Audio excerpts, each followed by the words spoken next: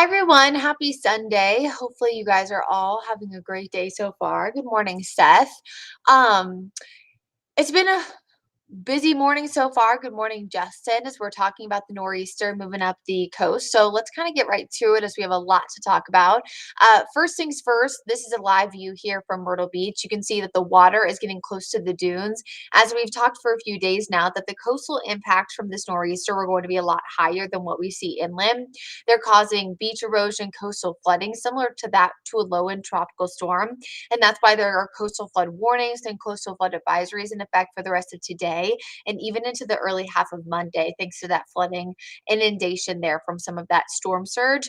Even though it's not technically a tropical storm, it's not named, they are in similar impacts. And we've even seen that in the state of Florida as a lot of that water has rushed inland as that low center was nearby off the coast of of course, state of Florida there in the Gulf. Now that center of circulation is kind of right over the northern half of Florida. And as it continues to move eastward, we, of course, are going to get more impacts. We've already seen rain, but the winds really haven't started yet and aren't going to start until the second half of the afternoon. And I don't want to necessarily downplay the threat here when it comes to the winds, but this is not a huge crazy severe weather threat by any stretch of the imagination.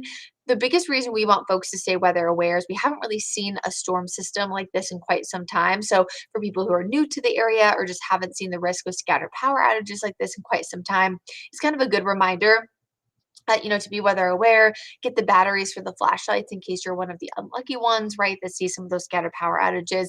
And just a good reminder of the time of year it is and that we do get nor'easter storms like this.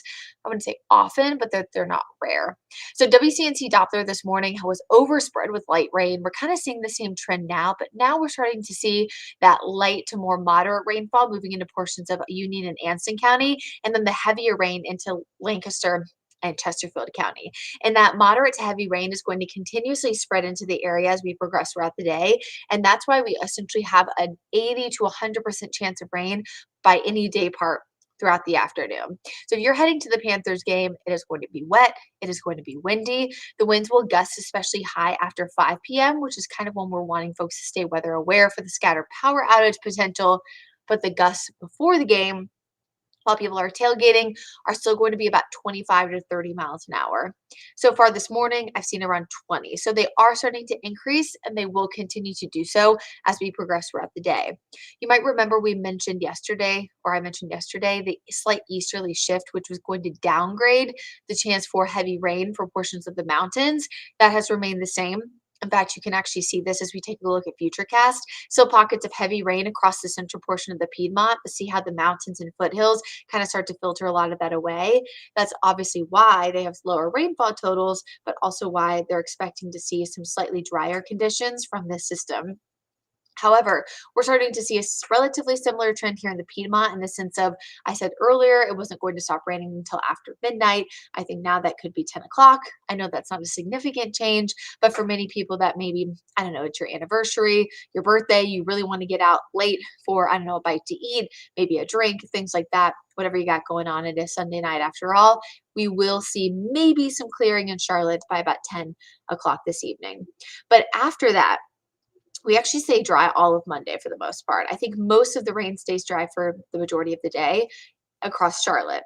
In the mountains, though, we will see probably some patchy drizzle, some low hanging clouds, and then a really strong burst of strong northwesterly wind. It really cranks up not just the cold air, but it combines with the moisture and allows for a really strong burst of really cold air and snowfall potential. This will happen Monday afternoon and into Monday evening, and will allow for snowfall accumulation up in the mountains. So we're not seeing the rain at the same time that we're seeing the snow. We're seeing the rain today, but the snowfall is actually going to be a Monday and into Monday night event, and it's only in Ashwaubenon and Avery counties at the highest elevations. And we'll talk a little bit more about that in just a second. So we're already starting to see some moderate to heavy rain in a few spots. Again, this is mainly going to be for the center part of the day, at least for Charlotte. High winds mainly after 5 o'clock in terms of the highest gust. You can see that shaded in the orange. And around that same time period, that's when I'm expecting those scattered power outages. It's not a high risk. Those will mostly be over on the East Coast, but a moderate risk for a few of those power outages is certainly a possibility. We didn't even see any severe thunderstorm warnings last Sunday with the storm system rolling through, and there were some winds that did cause about 15,000 people across Charlotte without power. So it can happen. It can happen this time of year. So just be mindful of that. Here's a look at 5 o'clock this afternoon. This is kind of why I'm pinpointing 5. You can see about 30 miles an hour in Charlotte, but notice areas east of 77 where we do see the highest rainfall totals, highest wind gusts locally, mid to upper 30s mile per hour. I even saw a few spots close to 40, which is why I kept that range in there. They are again going to be higher near the coast, so Fayetteville, Raleigh, over toward Myrtle Beach area. However, our winds are really cranking up later on today. That's the interesting part about a nor'easter, or even really a tropical storm, is that the rain always arrives first, but the wind always arrives second, even though the wind is a much bigger impact. So the reason why we want folks to stay weather aware today is the wind, not necessarily the rain. Now, even though our winds do go down a little bit on Monday, it still will be a breezy afternoon. But up in the mountains, winds are still going to be rocking. They're still going to be rolling, still gusting close to 35, 40 miles an hour. And of course, that contributes to that quick burst that we're going to see with that snowfall potential Monday and into Monday night. So just be mindful of that, folks. It's Sunday, of course, or Monday and into Monday night that we see that snowfall potential, but it's mainly this afternoon and tonight that we see that potential for scattered power outages. I accidentally skipped the snowfall totals and I don't want to skip over these. So in Ashwaubenon and Avery counties, mostly about 3,500 feet and above, that's right near the Tennessee border too. 3 to 5 inches of snowfall, certainly a possibility. Guidance has been relatively consistent about this. So that's what I'm going with at the higher elevations as of now. This will mostly be into the second half of Monday afternoon and evening. And then as quickly as it moves in, it moves out. With the snowfall so far this year, we also have seen a lot of melting relatively quickly because of a quick warm up. I don't think that'll necessarily be the case here because Tuesday and Wednesday will be pretty cold, but we will want to watch some of those lower elevation areas like the foothills to see if there will be that refreeze potential for some black ice, especially Monday morning, Tuesday morning, and Wednesday. So just be mindful of that as we progress throughout the rest of the day. And I do want to not leave you without this because I did mention it a few times during the newscast, and when I did have time, I did throw it in there. But we do want to watch those trends heading toward the Thanksgiving holiday, which is next weekend. So this time next week, it will be Christmas Eve. A temperature forecast so far has been relatively consistent about being higher than average, but the average is in the mid to upper 30s, mid to upper 50s. So remember, it's not necessarily going to be hot. But right now, highs are trending toward around 60, lows are trending to around 40, and we are trending toward a small chance of rain, but that still remains to be seen. I know that the power companies have been working really hard to kind of get ahead of this problem for the potential for scattered power outages. Sometimes it's out of their hands and there's really nothing that they can do other than just prepare. But I would just encourage folks to stay weather aware and just be aware of the chance of seeing those power outages today. Again, mainly after 5 o'clock. It'll be gusty, it'll be windy, and who doesn't want to know what the forecast is, right? So you're not caught off guard. I say this to the kids when I do school talks because I do a lot of them, is that do you want to know before or after if a storm were to impact your home? And they always say before. And I'm like, yeah, that's why you have to stay weather aware. And they're always like, yeah, of course it makes sense. I'm like, that's why you got to stay weather aware. And I kind of, it's a thing that you say to them. But then, of course, I say it to my friends and they're like, yeah. And I'm like, well, then why don't you pay attention? Anyway, so thanks for everybody for watching because I guess you guys are staying weather aware just by watching the stream.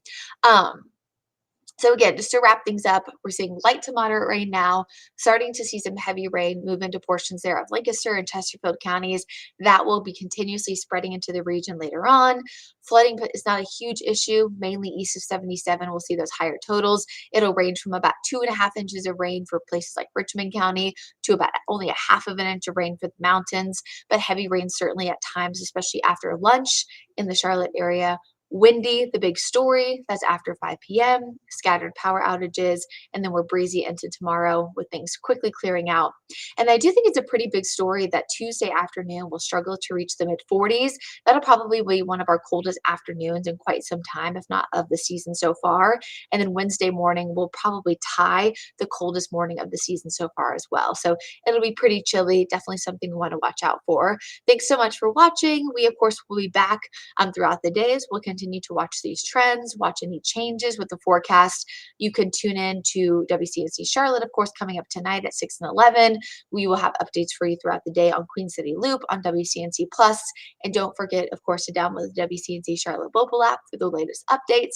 I hope everybody has a happy, healthy, and safe Sunday, and we'll see you back here throughout the week.